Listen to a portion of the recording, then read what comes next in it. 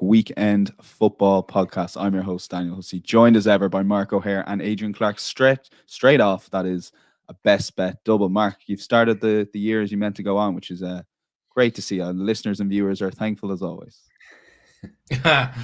Well, I bigged it up last week, didn't I? Wrexham to score at least twice, having done so in all 13 of their home games so far this season. Bit of a slow start, but they got over the line and then paid out at 4-5, 1.8, which is always nice to start the new year with a big best bet winner. So, yeah, onwards and upwards.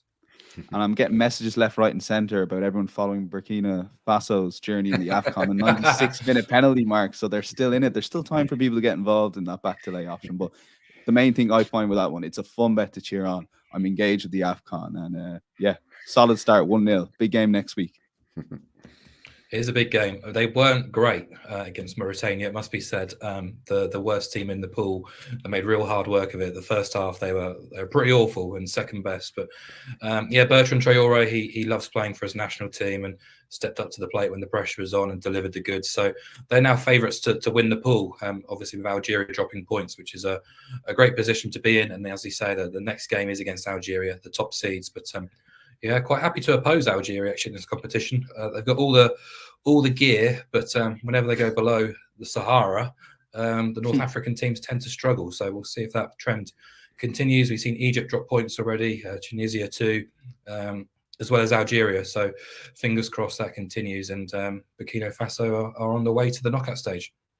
Mark is over every league there, but our domestic expert is Adrian Clarke. I have to say, as unlucky losers go, I know it wasn't unlucky in the sense that Leicester scored a goal, Adrian, but unlucky in the sense that you had to really get a price to fit into the long shots. But when I saw Coventry, and I saw a lot of this game, Coventry, Leicester, it was just a great performance from Coventry. So you got them in the right spot. Both teams to score now obviously didn't come in, but it wasn't a penalty, was it? It wasn't a penalty, no. They should have been. They should have won 2-0, shouldn't they? As I'd sort of tipped up. Yeah, no, I fancy Coventry. I don't know what it was. It was a derby game. They were in good form. Yeah, I just thought that Leicester might struggle in that particular game tactically, and it kind of turned out that way. Helped, of course, by a crazy red card from Fatawu, who backed out of AFCON. Garner picked him. He said, "No, I'm going to help Leicester get promoted," and of course, he's now got a 3-game ban, which basically covers the entirety of AFCON. So he's had an absolute stinker, the boy. But yeah, we get close, but no cigar. Hopefully, a few people maybe didn't back the long shot, but went for Coventry anyway. Hopefully, we steered a few in the right direction. No, good stuff, guys. And best bet landed Adrian as well. So 2 out of 2 for the best bets. Before we get going, if you are watching on YouTube, do hit that like button, subscribe completely for free to our YouTube channel. If you're listening on the podcast, welcome along. Wherever you're listening, if you can, take 2 seconds to click that 5-star rating. It helps us get our content out to a wider audience. And do check out the Matchbook betting exchange football markets. We are invariably best price on the UK odds checker grid throughout, not just domestic football, but all the way through to AFCON as well. And check out some of those outright markets, as Mark touched on. Burkina Faso were available at around 50.0 before the AFCON started. So we'll start with 4 Premier League games here out of the 5. So bit of debate about what one we were going to cull out of the list, but we'll get to that. Arsenal Palace, Brentford Forest, Arsenal versus Palace is the first game we're going to cover. Brentford Forest, Bournemouth versus Liverpool, and Brighton versus Wolves. And we'll start with Arsenal versus Palace and take a look at the betting that we currently have on the Matchbook betting exchange. You can back Arsenal as short as 1.33. We'll get to that. Crystal Palace 12.0. Draw is 5.9. We have the both teams to score market, which again is going to cause a lot of debate here. 2.32 is yes. 1.68 is no. You can back Palace 1.5 goal head start in the Asian handicap line, and the total for this game is 2.5. 178 the over. Mark, we'll go with you because you had this bet in nice and early. It's the first game we're covering. It does look like a bit of a misprint, so maybe explain why both teams to score is 2.32. But then also explain why you think it's still too big, perhaps, and still too big of a price here. Yeah, well, I guess it's 2.32 based on the underlying metrics, which, if you exclude actual goals, which is a bit of a silly thing to do, but if you just look at the shots and chances created, Arsenal are very much towards the top end in terms of opportunities conceded. Sorry, I should say the bottom end, if you like. They are, alongside Man City, the best defensive team in terms of not allowing teams opportunities, chances, or even getting close to their final third. And Crystal Palace, if you flip it around, would be one of the weakest in terms of creating opportunities and chances, especially away from Selhurst Park. So you kind of marry both together, and you can kind of understand why this price is 2.3. It would be something similar if Palace were going to Man City as well. But I do think there's a good reason to support it at those kind of prices. You said week on week, Dan, when reading out these prices and odds for, both teams to score is still a very short price here at 1.5, 1.4. Well, it's 2.3 here, and it's an interesting game because I think from an Arsenal perspective, you can look at it two ways. It's a great opportunity to play yourselves back into form after a bit of a break, a bit of a breather. Or you could say it's a potential banana skin against an awkward opponent. And I think the truth is probably somewhere in the middle.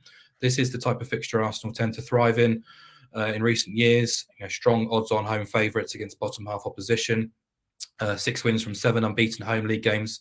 This season, they've scored 19 goals in those 7 matches. But understandably, there's been kind of criticism and frustration at their recent performances too. Just 1 win in 5 now in the league, which has seen them slide from top of the table to 5 points adrift of Liverpool. I have to admit, I didn't realise it was that big a gap between Arsenal and the top now. And yeah, it includes a pretty concerning defeat at home to West Ham, the Fulham defeat as well away. And so to be pretty much level pegging with Spurs at this stage of the season after the money spent in the summer and the high hopes and where Arsenal were not so long ago, it's not a great reflection on Arsenal right now. And I think stylistically, it has looked a little bit flat at times. I thought they were started superbly at Anfield recently, but perhaps the goal came a little bit too early and they were probably second best thereafter. But against West Ham and Fulham, it wasn't really great. They're not the kind of bright, energetic, exciting, entertaining side they were last season, where they were pretty formidable at picking up results and scoring goals and exciting everyone. They seem to be playing with a bit more pressure on their shoulders, and perhaps the Champions League involvement has added an extra layer of fatigue on them as well. But I just think in possession, Arsenal right now aren't moving the ball fast enough. They've been a little bit ponderous and a bit too easy to defend against. I think teams have wisened up really to the threats out wide. They're blocking the channels in the middle as well, suffocating Jesus in the penalty area. And Arsenal do seem to be lacking a clinical striker, which seems to have cost them on a few occasions. But I think probably the most damning stat you can find on Arsenal this season is actually in the goals scored column. They've scored 37 goals in 20 Premier League games, which is a really strong return. But 6 of those are penalties. 1 of those was an own goal. So that's 30 goals in 20 games. But here's the damning stat. 11 of those 30 goals came from set pieces. So they've only scored 19 open play goals in 20 Premier League games, which is just night and day compared to where they were last season. But defensively too, they are putting up similar numbers to Man City, dominating the ball, the territory, generally not allowing opposition teams lots of opportunities. So you can understand why the price is where it is, but you can also say Arsenal have been incredibly sloppy at times and giving opportunities to teams, whether it's counter-attacks, set pieces, the poor concentration, the defending. I think away at Luton was pretty horrifying, for example. It's now 3 clean sheets in 12, and their Emirates numbers, we've talked about them many, many times, haven't been great either. So in terms of giving chances and giving goals away, giving goals away rather than chances. So I know you can look at Palace and say there's no Michael Elise here, there's no Jordan Ayew either. Now those are 2 players who would be giving Arsenal a few headaches, but they turned around a really sort of poor result against Brentford to win that game 3-1. And it's not so long ago they went to the Etihad and looked to be well defeated early on and turned around and pinched that point with 2 goals. So they do have a remarkably good rate of scoring, even if they don't create bundles of opportunities. I was shocked, in fairness, when I was doing my prep for this game, but Palace have scored in 15 of 20 games, including 9 of 10 away. They've already scored at City, Villa, West Ham, Man United, Chelsea. They've also scored at home to Liverpool, Spurs and Brighton. Now, Arsenal did shut them out back in August, but I think they'll fancy their chances here as an opportunity to go and sort of hurt Arsenal while they're a little bit down. So, I thought BTTS was a little bit too big at around 2.3 or bigger. Arsenal have only kept 3 home clean sheets in 10. Palace have scored 9 of 10 away, as I said. BTTS has paid out in 20 of Arsenal's last 29 at home in the Premier League, including last season's meeting between the 2 teams. It is a fixture Arsenal tend to fare well in, and it's normally an area where I would back Arsenal to win and both teams to score at the bigger price. But just a couple of question marks I want to see from Arsenal before I kind of invest there. And I just think the price on BTTS is big enough not to sort of even have to push it too far. 2.3 in a Premier League game is nice enough. It's not Sheffield United, it's not Burnley, it's not Luton, it's Crystal Palace. They still have quality. Eze has been in great form recently. They have got players who've scored goals this season too. There is that set piece threat with the land of the giants they have across the board. So this could be tricky. I should have cut him off about 2 minutes into that, Adrian. That was a tough sobering listen, Mark. All I've been saying to everyone is the winter break is going to save Arsenal's season, and Mark has hit us with stats left, right, and centre. Why this game may be a tough one. A couple of comments to bring in. Oh, Macintosh on YouTube says Arsenal at 133 should be close to 145. I'm the bad luck charm, and I won't be going to that game. So hopefully we'll get the job done there. But look, both teams to score looks risky, Adrian, because we don't know if Arsenal can score. So take it away. Look, Arsenal blanked obviously at home to West Ham United, and still not sure how really, given the number of shots they had. They blanked against Liverpool at home, but again in the first half did batter Liverpool. Then they ran out of ideas. I do agree with Mark. Arsenal have become too predictable. Teams have sussed them out to a point and slowed down the attacks, doubled up on the wingers. Arsenal need to find more variety. There's no doubt about that. And they also need to get better at finishing. They need to sharpen up in and around the box. I've seen a lot of clips from over in Dubai over the last week or so of the players training. A lot of it has involved shooting. So I'm hoping that they come back refreshed and feeling a little bit better about themselves inside the final third. So yeah, I get completely where Mark and a lot of people are coming from. All I say is that I think on the back of those 2 home defeats, Arsenal will really attack this match. They can't afford to lose 3 on the spin at home. They've got to go for it, and I think they will. I think they'll come with something a little bit new, with a brand new energy. And I think that they'll cause Crystal Palace plenty of problems. And I think they'll score probably 2 or 3 goals in the game. Can Palace score? Yes, of course they can. Mark's outlined the stats. They've also scored on 5 of their last 6 visits to Emirates Stadium. Look, Noah Elise's big because he's their best ball carrier, the one that really springs them on counter attacks. And Ayew as well has been a bit of a thorn in Arsenal's side, but they've still got Eze, still got Edouard. You've still got a few players that might cause Arsenal problems. So, yeah, I think the fact that just 3 home clean sheets, you can't bank on Arsenal to keep the opposition at bay. Palace have that good record scoring on the road as well. So, yeah, I'll give Palace a shot at scoring a goal. I think both teams to score at that price is mega. I think it's way too big.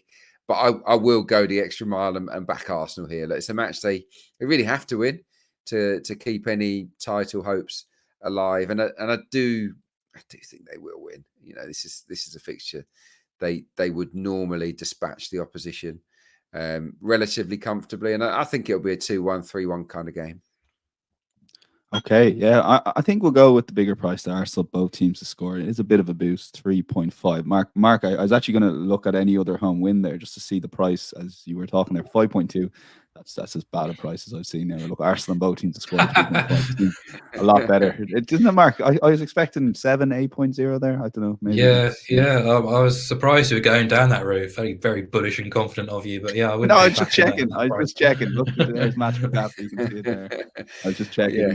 5.2 is about not for me.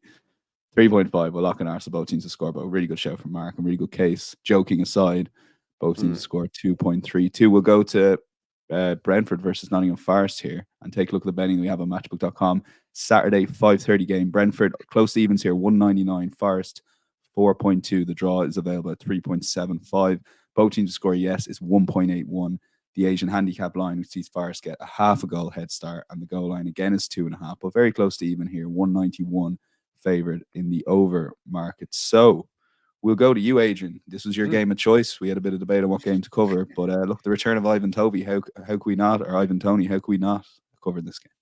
Yeah, it's a biggie, isn't it? Be interested to see if he comes straight into the starting 11 or whether he's introduced from the bench. I mean, they need him. They might as well start. They might as well start, because they are short on goals at the moment. Obviously, Mbeumo is out, and Viss has been off form. Keane Lewis Potter is more of a winger. Sharda's out, so Yeah, it's been a struggle. They've been light up top, but really the big problem for them has been the defending. You know, so reliable for so long, so well organised, but of late a little bit softer. I would say that they've lost a little bit of their aggression, which is a problem for Brentford. And they've they're on a rotten run, aren't they? They've lost 5 in a row in the league. Obviously, they lost in last night in the FA Cup as well. They've lost 7 of their last 8 in the Premier League as well, if you take it back a little bit further. So they're bang out of form. They've slipped into... The reason I picked the game is that this is massive. This is the kind of, we don't want to be in a relegation battle derby, isn't it? The winner basically catapults themselves out of trouble for a bit, and then they give themselves some breathing space. The loser is right in it.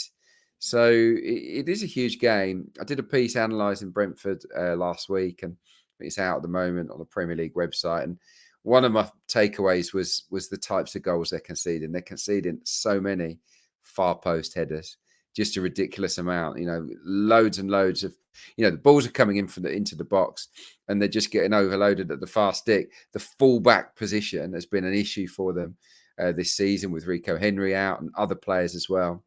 They've had to put midfielders there. Janelt's done it, Godos, and they've had a real vulnerability. And one thing I will say about Forest is that they're dangerous in the air. They've got a lot of tall players. They've scored actually more headed goals than any other team in the Premier League this season.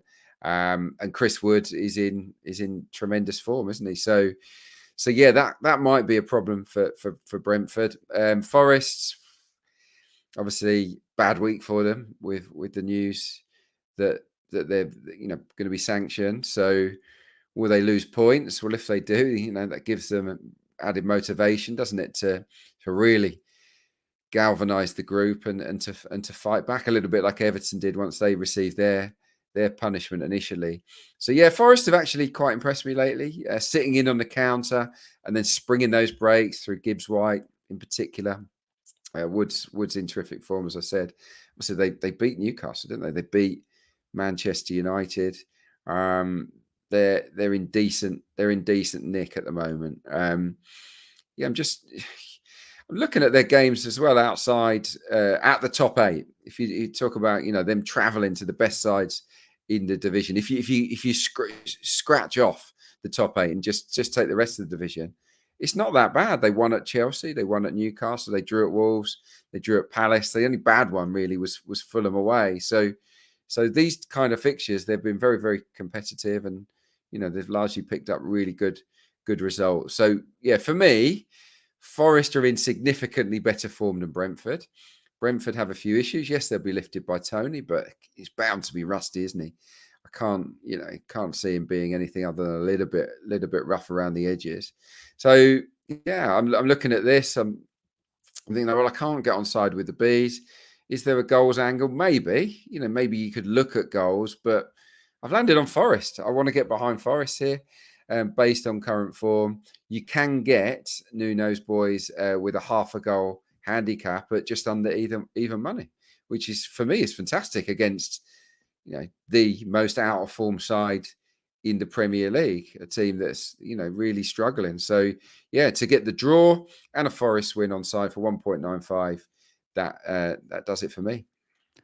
Yeah, 192 the price for that Nottingham Forest. Half a goal head start. Mark, it feels like Thomas Frank went on Monday Night Football and things have not been the same since. Yeah, Adrian's right. They're in terms of results, they are in the worst form in the Premier League. I was quite surprised it was as bad as 7 defeats in 8. Panic has started to set in a little bit about a potential relegation.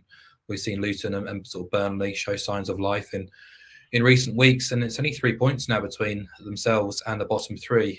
Now, the underlying metrics do suggest Brentford haven't been anywhere near as bad as the results have said, but I think you have to be concerned because of the sheer amount of injuries and unavailable players they've had in recent weeks too, and it's been a huge hindrance.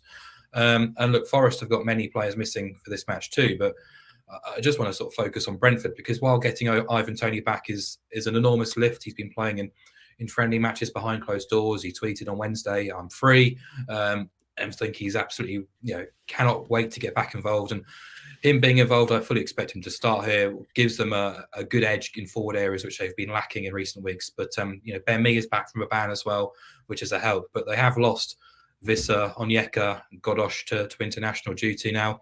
They're still without Mbuemo, Sharda. They've lost both of their fullbacks now. Long term, there's obviously talk that Reguilon's going to sign this week for them. Norgard is a doubt or is out. O'Haire as well has been sort of carrying a knock. So I think it's very, very difficult for any Premier League team to kind of carry that amount of injuries. But when you're Brentford and your squad is relatively small, without those kind of absentees, do I really want to back them at even money in their current form? Absolutely no chance. They've only won 5 times all season in the Premier League. They've actually needed to score at least 2 goals to win those 5 games as well, because as Adrian's outlined, defensively, they haven't been good enough. Just 3 clean sheets all season. They're actually giving up 1.8 goals per game at home as well in the Premier League, which is a far higher figure than they could ever have dreamt about compared to where they were last season. So, going back to the 1x2, there's no reason at all to be looking at Brentford and thinking that's a good bet at that price, in my opinion. So for that reason, clearly you'd be with Forest with a half-goal start, as Adrian is. But I think the more appealing play for me here is to back both teams to score at 1.8. As I said, Forest do have a bit of disruption themselves. 2 of the back 4 that started against United in their last league game are now at AFCON. Toffolo can obviously come straight in for Aina at left back, which is fine. But no Niakate and no Willy Bolly either. So that's 2 centre-halves missing. You might be looking at Joe Worrell kind of being parachuted back into the side, who, just a matter of weeks ago was kind of being banished to the under-23s and told he has no future left at Forest. So, and either way, whoever plays in the back 4 for Forest, they've also only kept just 3 clean sheets this season. So I can't really back either team with confidence that they're going to keep a shutout in this game. So hence the BTTS selection. I wouldn't be too surprised at all if Ivan Toney got on the score sheet. But Forest going forward have been livelier than I expected under Nuno. But I think those defensive changes do make them a little bit vulnerable here. And I think what I've liked about Forest so far is just the sort of shape-shifting they've done between matches. I think against Newcastle, we saw them pile forward after conceding that early goal. They won from behind in a manner we probably hadn't seen from them since promotion. Chris Wood playing like prime Brazilian Ronaldo, and against United, it was much more kind of back to the old Forest of underdogs at the City Ground with the atmosphere behind them, the blood, thunder, energy.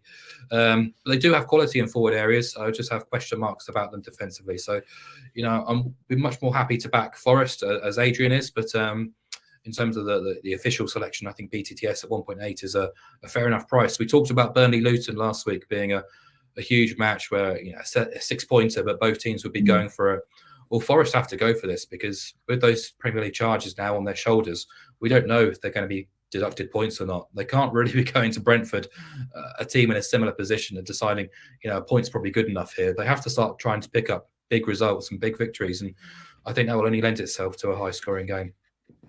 Okay, tough selection between the two, but I like them both. I'll go with Nottingham Forest with the half-goal start. Stay tuned for a best long shot from this game from one of the guys. I'll say no more about that. And I couldn't stop laughing at the Chris Wood team because myself and my mate, we were out Saturday, came home around 10:30, so we watched Match Today as live for the hat-trick he scored against Newcastle, and I was in tears watching. I just thought it was the most amazing hat-trick I've seen from a player. Just incredible. It brought you to tears. How much did you have to drink? That could have been a lot to do with it, Adrian. Yeah, when he did the dummy and left players on his arse. I mean, it was good, but I don't think I'd have been close to tears.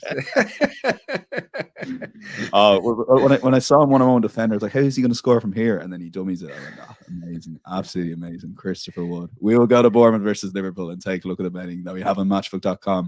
Bournemouth 4.7 underdogs here. Liverpool 176. The draw is available at 4.5. Both teams score yes. We talked about 232 in the Arsenal game. 154 in this Bournemouth versus Liverpool game. The Asian handicap line sees Bournemouth get 3/4 of a goal head started above even money on the Matchbook betting exchange, and the goal line is 3.5. Mark, take it away with this. I did want to bring in Solanke because I know at the start of the season we haven't had a chance to mention him. Top goal scorer, that is. He was available around 201.0 on the Matchbook betting exchange. I'm sure there's one or two viewers and listeners that managed to get a little bit of that when you put it up.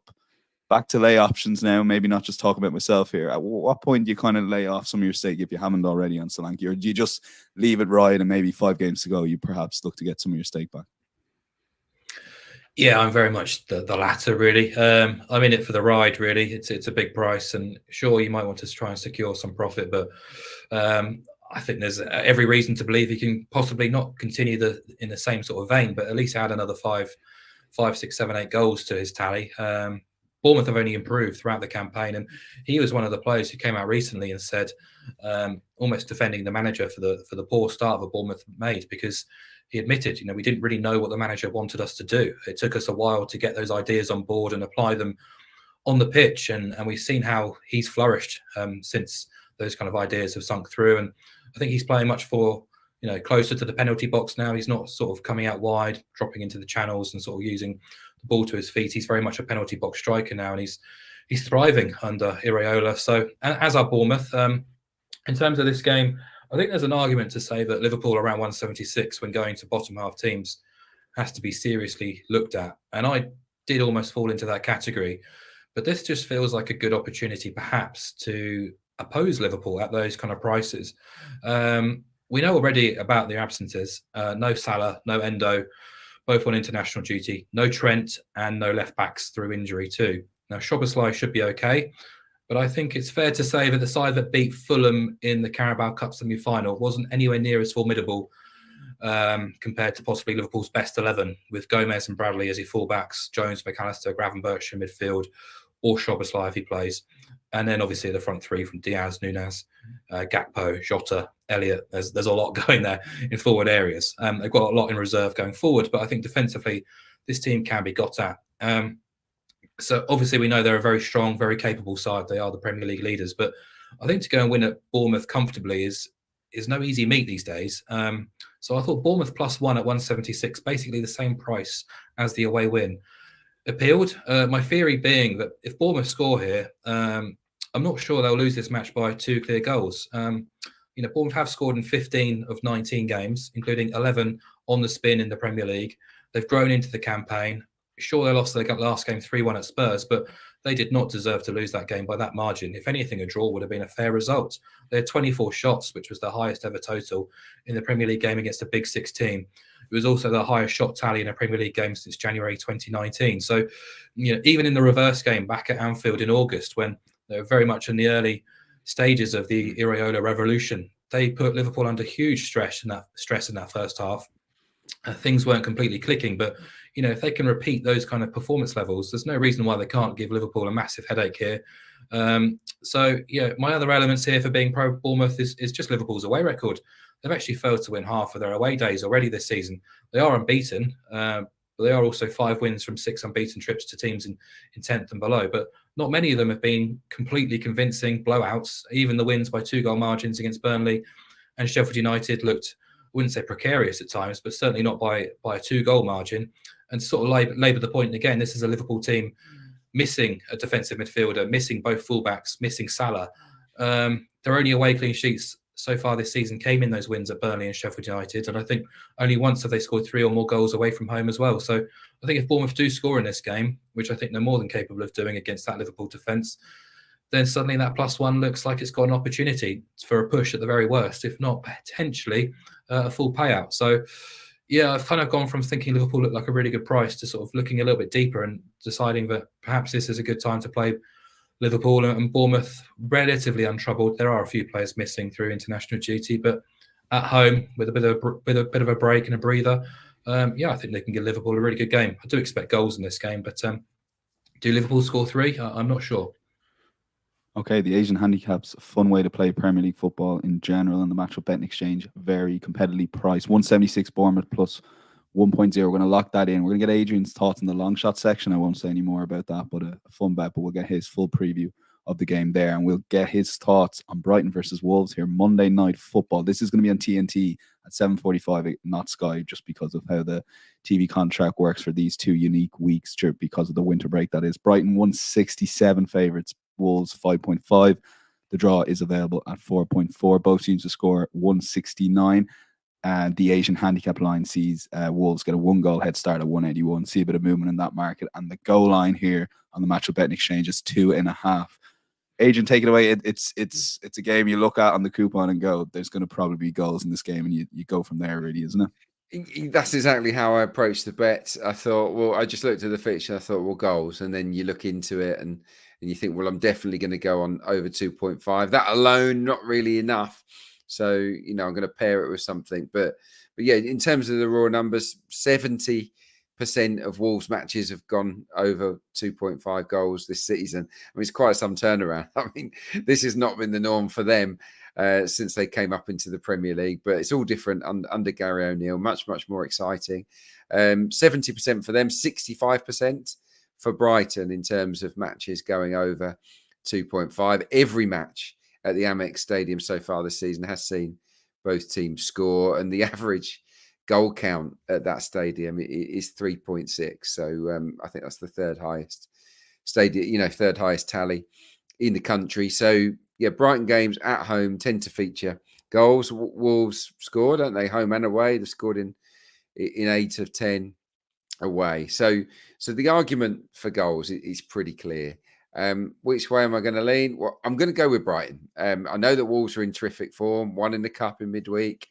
3 straight wins in the Premier League. But, these runs don't last forever. Certainly not when you're Wolves. And I just feel that cup game is a disadvantage for them because it's, that extra bit of exertion ahead of it, even though there's quite a long lead up to the game on Monday. I think that's a negative for them.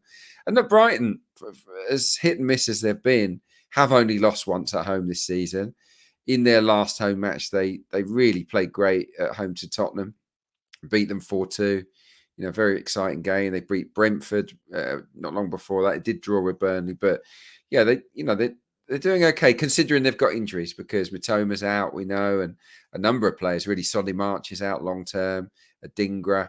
A lot of their sort of creative players have been missing, but João Pedro has stepped up, and I thought he's been excellent lately.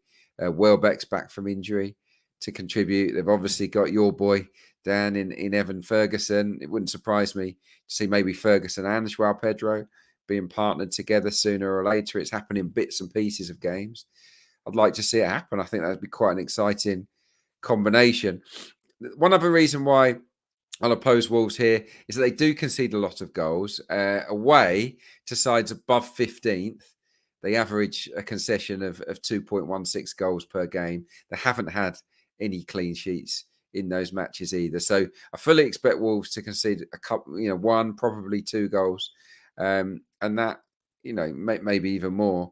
And that rules them out of winning the game, in my opinion. They're also missing Ait Nouri, who I think is a key player, and Hwang. We know he's been in the goals this season. Neto, of course, is back, but only just back from injury. So, how sharp is he going to be? So it should be a good game, exciting. I think it's likely both teams score, but I'm going to go with over 2.5 and the Brighton win, please. Okay, 2.44 currently on the Matchbook betting exchange. Mark, the Brighton's home record surprised me there, that they're still, despite a season where they've been a bit meh, maybe the second half of the season so far, that is, they still managed to be pretty decent at home, but you're looking more at the goals angle rather than a side. I am. I thought in terms of siding with either team was a little bit tricky, just because both sides are missing key players. I did actually consider being pro Wolves here with a +1 start. It felt like a big handicap start, but I've left it alone because there's no Hwang, no Ait Nouri, no João Gomez as well. He's suspended, and there was a concern or a doubt over Mario Lemina after the death of his father, but he was in the squad in the midweek game against Brentford, so he will be available. But there are 3 decent starters they're missing. But I have been really enjoying their sort of trajectory under Gary O'Neill. The win against Everton before the break, or before the FA Cup, in their last league game was really quite impressive, actually. And I think you have to pile on praise for the work that Gary O'Neill has done. It's quickly forgotten. He did come in right on the eve of the start of the season, really. He had no time, no pre-season whatsoever.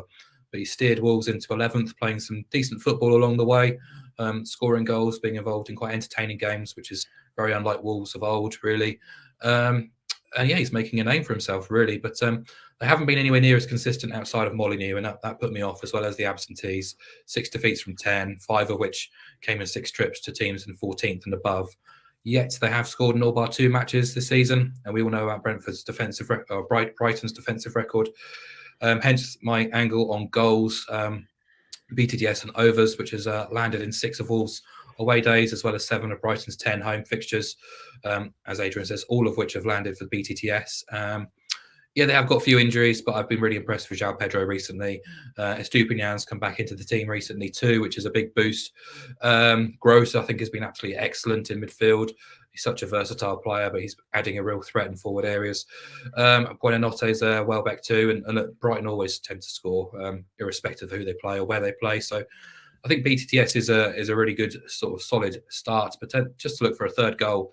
I'm not asking a huge amount considering these two teams and their defensive records as well as their record in forward areas. So it probably will be Brighton, but I just thought they were a little bit too short to sort of side with them here. So happy to sort of take the more general approach of BTTS and over 2.5 goals. I think it's probably worth pointing out too, Brighton have only won 3 of the last 14 in the Premier League. They haven't actually won by 2 or more goals since September in the Premier League. So that's why I was kind of sort of looking at Wolves +1 at 183, but I think it's just, you mentioned the game against Spurs there, but Brighton came out, they're missing catalogues of players as well, but they still came out absolutely firing and fully deserved to win that game and really, really impress for the most part. So if they can reach those levels, there's no reason why they can't do a similar job to Wolves. Yeah, Brighton a weird one this season, particularly the last couple of months, but bigger price here. I will lean Brighton over 2.5 goals at 244. Look, they just need to play Evan Ferguson a bit more. That's just he's playing João Pedro all the time. So a lot of people aren't like, what's going on, Ev? I've just written a piece on that. I've just written a piece on. Did you about just not playing enough? Is it there? Well, no. It's more on why João Pedro is getting the nod over Evan Ferguson. Some of the numbers I unearthed won't please you, but I won't. Don't big spoiler alert. But yeah, keep a lookout on the Premier League website. Keep an eye on Adrian J. Clarke on Twitter for that propaganda from João Pedro. Speaking of propaganda, Adrian, your EFL propaganda, I drive it up every week. If you count the Coventry one as a win, which I know, look, it wasn't officially a win, it won't go down officially as a win, it would have been a clean sweep when Derby were 2-0 up on Monday Night Football, cruising. I started in and out watching the game, 2-2 all of a sudden. So I don't know what happened.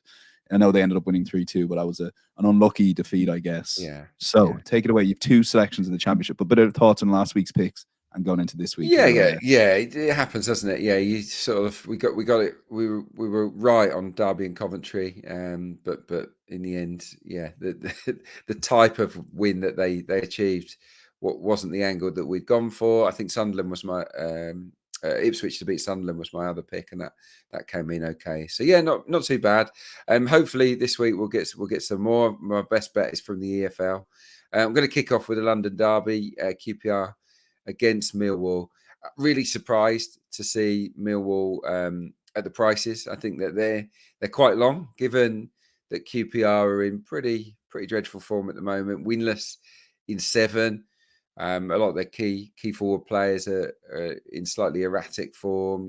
Chair and Willock and Dykes, people like this. You don't know what you're going to get from them at the moment. And worryingly, the keeper is having a stinker. Asmir Begovic is in just abysmal form, really, and that can create issues, can't it? Uncertainty in the back four.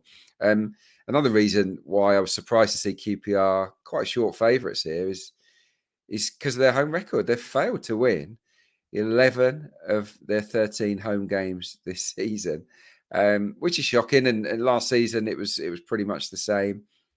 They don't like playing at home. It's a real problem for them. The worst record by far in the Championship on their own patch. So I'm looking at Millwall here, and you can get Millwall draw no bet. You can go get them on the nose at over 3, but if you want to play it a little bit safer and get your money back if it's a draw, then go for Millwall at 2.14 plus 0.0 on the Asian handicap. This is a Millwall team. Okay, they lost to Borough last time out, but before that, they'd won 3 and drawn 2, 4 clean sheets in their last 6 games. I think Joe Edwards has started to get a tune out of the team. They beat the Hoops 2-0 at the New Den on Boxing Day. Pretty comfy win that was, and away from home all season actually. Millwall have been actually quite consistent. Only 6 teams in the Championship have claimed more points on the road than Millwall, who were languishing not so long ago in and around the relegation zone. They're getting up towards mid-table now. So yeah, for me, I've got to oppose QPR here and take Millwall draw no bet. Okay, that's first selection from the championship. The second one might surprise a few people. Yes. I guess you're taking on an underdog. So yeah, make the case. Adrian, Yeah, on Swansea. this might be an eye opener to some, and I'm just flagging. I'm not saying you have to jump on board, but I'm going to oppose Southampton. Southampton are on a club record 19 match unbeaten streak, but they go to Swansea, and Swansea are managed by Luke Williams, the former Notts County manager who used to work alongside Russell Martin. So it's going to be a really interesting narrative to the game. You know, he's an identikit manager. He's pretty much got the same philosophy. He was his assistant at Swansea and MK. Left Swansea for personal reasons, but he's gone back in as number one. And yeah, if anyone knows how to stop Russell Martin, Paul, it might be the new Swansea manager. So that one's an interesting one from a narrative point of view. But the other reason is that a lot of the Saints' brilliance this season has happened at home. Away from home, not that good. One away win since November the 4th, Southampton. You know, they've won once away from home to a side above 16th all season, just once. So everyone that they've beaten away from home has been really towards the bottom end of the table. Against teams above 16th, 2 losses, 4 draws, and 1 win. They've not scored more than 1 away goal, Southampton, in a game since October the 25th. And for my bet to lose, which is Swansea +1 on the Asian handicap, then you know they're going to need at least 2 without reply. So you know it's not something they've been doing. They've not been beating teams by 2 or more goals away from home. Southampton this season, it just hasn't been happening. Lots of draws in there, and when they have won, it's usually been very, very tight. So yeah, you know, I've got to confess, Swansea were battered 5-0 by Southampton around the Christmas period. So that you know that might be a scar for them, I guess. But they have got the new manager in. They look fairly settled. They've won their last 2 home games, by the way, 1-0 against West Brom, which was a great result, 2-1 against Preston as well. So, and then when I look at Swansea's home record all season long, only once will this bet have lost. They lost by 2 goals, 3-1 to Leicester City way back in the autumn. Every other home game, they've either won, drawn, or lost by just the 1 goal. So they're not used to being beaten by a couple on their own patch. So look, I give them a chance. I really do, which is why I thought it'd be an interesting angle for anyone that wants to take on Southampton this weekend. Okay, always like taking on a favourite. Swansea +1 goal versus Southampton, 175. Millwall drawn a bet versus Mark's QPR at above even money, 2.14. Mark, feel free to have a 10-15 second defense of QPR after their great performance on the telly there last week. But you were split week last week on the European bets. Real Betis got you home, and you're actually going to side with them in the European selection. And I watched a lot of this game just because you tipped it up, and it's great seeing a bit of a throwback team. Isco, Jose Perez, although he came off. You're siding with them again against Barcelona. Yeah, they left it late last week, but they still managed to pick up the points, bag us that winner against Granada. I think there's a lot of reasons why I want to be with them this weekend against Barcelona. It's obviously a much more difficult test, but I've got faith in this team. They can pick up a positive result just to avoid defeat, really, at the Benito Villamarín. There should be a terrific atmosphere, as there tends to be, especially when Barcelona are in town. It's a venue where Betis have already held Real Madrid, Atletico Madrid, and Girona to draws so far this season. They've also only lost 3 times in La Liga all season. So enough reasons straight away to believe that they're more than good enough to kind of be a thorn in Barcelona's side in this fixture. A Barcelona team have failed to win 5 of 9 away from home in La Liga. A Barcelona team have kept just 2 clean sheets away from home in 9 La Liga matches. And of their 4 away league wins, they did win at Real Sociedad, but you know, they were absolutely dominated in that game. It was a real smash and grab. They also had to come from behind recently at Las Palmas when they were put under real pressure, really failed to convince. They've also been held at both Valencia and Rayo since the end of November. they really aren't bomb-proof. And I think anyone who saw them get absolutely destroyed by Real Madrid in the Super Cup will see this team, and Xavi is under pressure right now, because it's just things have been sort of toiling for quite some time, actually. He's been really struggling to get a tune out of this squad. There's still no Ter Stegen between the sticks. He's been their saving grace for the last few years, really. No Gavi, no Rafinha, no João Cancelo. Lewandowski doesn't seem to be in a great place either. They clearly have the quality to win this game and win it quite comfortably, but I just don't see it happening. It just feels like a really trappy game for them in their current form. And I think Betis will really fancy their chances of hurting Barca. They are missing a few players of their own, but they'll play this game with energy, with physicality, tenacity, and they've got quality in that team as well. And you mentioned Isco. It's a delight to see him playing back to the levels we've seen him in previous years. It's taken him quite some time to feel at home at the club he's been at. So he's been playing wonderful football, and I'm more than happy to back them to avoid defeat in this game with a half-goal start at 2.12 on the Asian handicap. I think that's a really nice price. Worth mentioning too that Betis have had a full week to rest and prepare, really, whereas Barcelona have been away in Saudi Arabia at the Super Cup, got destroyed by Real Madrid. They're also involved in Copa del Rey action on Thursday night, albeit against lower league opposition. So it's a much busier week for Barca compared to Betis, who are at home for this fixture too. So Barca travelling twice ahead of going away again to Betis. So it feels like a good opportunity to oppose them. I'm more than happy to be on the Betis bus. Yeah, surprising. Look at that La Liga table, how far back Barcelona are of the title race, and it's telling that Mark didn't defend QPR in there, Adrian. So that we'll put that down as a tick. And got Mark's second selection in Serie A. I mean, I'd like to know what he thinks of Begovic's form. It's not exactly. So Mark, I watched he just not good with his feet. I thought just after a minute, I go, nah, not for me.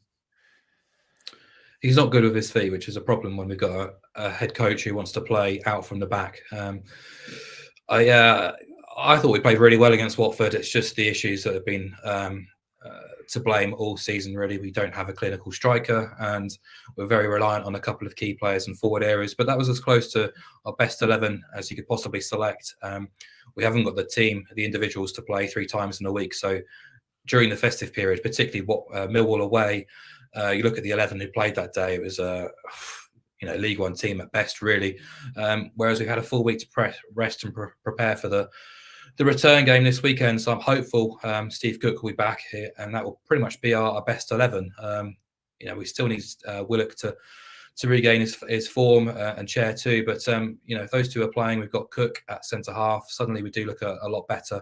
But yeah, I mean, I don't disagree with the angle. I think Rangers are a little bit too short considering what we've achieved. But if you look at the underlying metrics, I'm not sure if Adrian's seen this. It's quite surprising, actually. The issues are all in attack, because defensively, we are rating as a top 6 team in the last 8 games in terms of chances conceded, which is quite surprising. So, kind of need Begovic to step up to the plate and be a bit more solid between the sticks. And, you've got the basis and framework to work from there, at least pick up points here and there. But, it's getting to the stage now we need to start winning these games. And Huddersfield are coming up at home in a couple of weeks too. So big games, but I could carry on. There's bets to get through. Jake Livermore likes this. So yeah, move on. Honestly, I could have thrown my cap on that first one. That was that. Yeah, you shouldn't be letting that in. But anyway, let's move on. Italy. I'm going to look at Empoli's game against Monza. Monza had their debut Serie A campaign last year. They finished 11th, which was a really creditable effort, and they're tracking along basically the same lines as last year, really. At the time of recording, they are 11th again, exactly 8 points off the top 6 and 8 points off the bottom 3. They will be finishing somewhere in mid-table, I'm pretty sure of it. Now, what I like about this team is they're tough as old boots, really. They don't tend to get results against the big boys, but they can give you a seriously good workout and a couple of headaches. But they do tend to get results and do their best work against the lesser lights. So last weekend, they were smashed 5-1 at Inter. That is a bit of an anomaly, really. They don't tend to lose by that kind of margin often. Inter are comfortably the best team in the league. But if you look at their records so far this season, they've lost all 5 games against the top 5. They're also winless against the top half. But look at their record against the bottom half. They're unbeaten in 9, and they've won 6 of those games, including 3 or 4 away trips. They've conceded 0 goals in 4 of 9 games against the bottom half, and a maximum of 1 goal in 8 of 9 against the bottom half. And they have scored in all 9 of those games, which, I think that's a really good base to work from. If you're keeping clean sheets or keeping teams to a maximum of 1 goal, but you're scoring yourselves, I think it's a great recipe for backing Monza in the draw no bet or +0 Asian handicap option. Away at Empoli, an Empoli side who have won just 3 games all season, have taken 0 wins and just 3 points from the last 8 outings, has scored just 1 goal in the last 5 games, and were beaten in a really big 6-pointer last weekend at Verona as well. Their only home win so far this season has come against rock bottom Salernitana. So Monza +0 at 189 would be my preferred play. Okay, 2 selections there from Mark. All selections will be summarized on Matchbook Insights or insights.matchbook.com. Adrian, we built this up enough. Bournemouth versus Liverpool. Take it away on a long shot and a little bit of a preview of the game as well. Yeah, it fitted in really with Mark's angle to a point. I know he went with Bournemouth on a handicap, didn't he? For me, I'm going to go for draw and both teams to score. So really, I'm back in the 1-1, or the 2-2, possibly a 3-3. You never know. But yeah, it just boosts the price up into long shot category. As Mark outlined, Liverpool have only won half their away games this season. You know, they drew at City, they drew at Chelsea, they drew at Brighton, they drew at Luton as well. Got loads of players out, as Mark also outlined, and they don't keep very many clean sheets away from home. You know, even when they've got their best players available. Both teams to score has landed in 8 of 10 Liverpool away games. The only ones it didn't land in were Burnley and Sheffield United on the road. They've met twice this season already, these two sides. Both teams to score did land in narrow Liverpool victories. So where Bournemouth showed that they could be competitive. Look, Iraola I thought was gone earlier on in the season, but he staved off the axe, and they're absolutely flying now, aren't they? It's they're playing his brand of football. They clearly get what he's asking them to do. Before that defeat at Spurs, they had won 6 of their previous 7. They've scored in their last 11 matches, and I would fully expect them to score in this one too. So, you know, with Solanke and good nick, and, you know, dangerous wide players like Sinistera, and available, Billings always worth a goal, isn't he? So I can see Bournemouth being competitive in the game, and I think that a draw. I think the draw on its own was 4.5, but you know, you can boost that up nicely to draw on both teams to score, for the 1-1, the 2-2, the 3-3, or the 4-4. So I can see this being the pattern of the game. Liverpool are absolutely not a shoo-in to win this game, even though they're having a tremendous season. Okay, yeah, we'll lock that in. Draw on both teams to score. Incidentally, if we get the long shot records running on screen again, producer Ryan, you can see there 10 wins, 29 defeats on the long shots record, which sounds okay-ish until you see £20 level stakes profit, including 2% commission on the match with betting exchange, because you're still getting the best price, plus £464, Mark. It's quite decent. And if Burkina Faso win the AFCON, it's all over, isn't it? It's just so it'll never be topped again. They'll be 5 figures, I'd say, Mark. Yeah, they're not going to win AFCON, Dan. But it's a fun one to cheer on. We can try and get out of that position at some point. My long shot is going back to a game we've already discussed. I've already sort of outlined my thinking in backing both teams to score in Brentford's game against Nottingham Forest. The both teams have kept just 3 clean sheets each. Brentford get Ivan Toney back. Forest have players fit and available and in good form in forward areas, but they'd also lose a couple of key cogs defensively. But I just think Forest have fewer issues to contend with and come into this match in much more confidence, or a much more confident mood, really, than Brentford will be. And therefore, I'm going to kind of sort of piggyback onto what Adrian was saying. Adrian was very confident on Forest avoiding defeat in this game at the prices, and you know, I agree. I think Brentford are too short, considering they've lost 7 of their last 8, even though the metrics say they haven't been that bad. I just think the amount of players missing in key areas, and the poor form, poor confidence means that they're vulnerable for this match, particularly at those prices. So I'm going to marry up Forest to win this game alongside both teams to score, which gives you an enormous 7-1, 8.0, which looks like a very worthy shout for the long shot category this week. Looks very big, considering you guys essentially agreed on that selection in 2 different parts. Best bet time here, Adrian, and League 2. I'm not saying Notts County have been disappointing this season. It's just they're sort of just a few points behind where they want to be. So they got to win this game really against Stockport, don't they, to get back in the title race properly? Yeah, they've lost their manager, as I've outlined. He's gone, so that's a problem for them. The issue for Notts County is not going forward. They are tremendous up top. Macaulay Langstaff, David McGoldrick, Dan Crowley. Got Jody Jones, who's supplying assists for fun. They can score loads of goals, but they just can't seem to keep it tight at the other end of the pitch. They've not had a clean sheet against the top half side, home or away, this season. They shipped 5 at Grimsby last week. They've already shipped 5 against Colchester and Sutton. They shipped 4 against Wimbledon, against Tranmere, against Mansfield as well. For me, that's not a team that's likely to get promoted, unfortunately. Lots to like about Notts County, but very open. If you look at their starting 11s, they just contain attacking players. There are very few defensive-minded players in there, mainly because they have the ball most of the time. But against the weaker sides, they're fine. They trample all over them. When they come up against decent teams like a Stockport, they can come unstuck. And yeah, I was tempted to go with Stockport, but I've landed on both teams to score and over 2.5 goals here. It's a 1.9 shot. Let me give you some of the numbers because they're staggering, really. 78% of Notts County matches have seen over 2.5 goals scored. 74% of their matches have seen both teams score. So very, very, high odds there. They're in our favour. Home matches average 4.15 goals, which is just crazy. In terms of Stockport on the road, they love it. They love going away to anyone in the division and scoring goals. They've had 7 matches away to teams who are currently top half, and they've scored at least 2 goals in all of them, Stockport. So in the toughest away games at League 2 level, they've been banging out 2 goals, 2 goals, 3 goals, 3 goals, 2 goals. Incredible, really.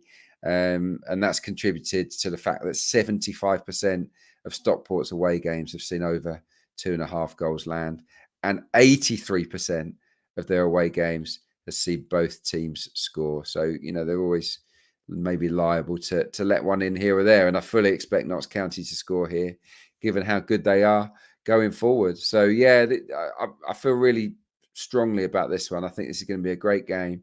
And I'll be amazed if both teams don't score. And then we just need one more goal for this particular pick to land. And if it's going to happen, I would hazard a guess it will be Stockport, but that might not be where it ends because, yeah, I'd say based on what we've seen so far this season, it's got 3-2 either way written all over it.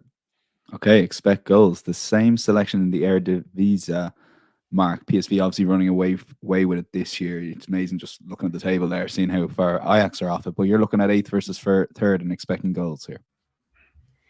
Yeah, it's Nek Nijmegen against FC Twente. Over 2.5 goals and both teams to score is available at evens.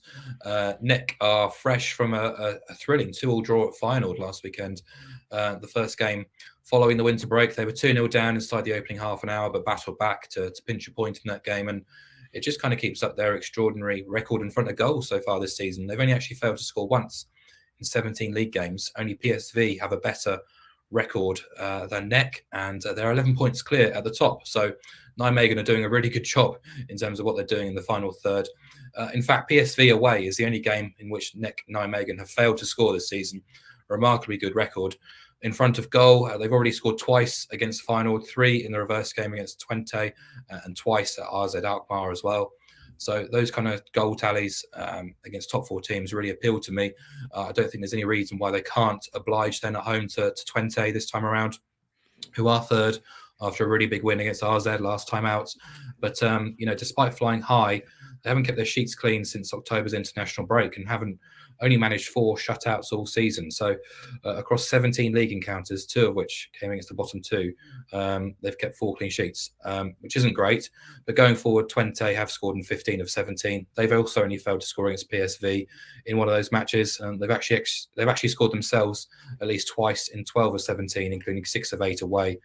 So in terms of just numbers, it's going to be pretty boring to listen to, but they are quite overwhelming in our favour. Nek have scored in 16 of 17. Twente have scored in 15 of 17.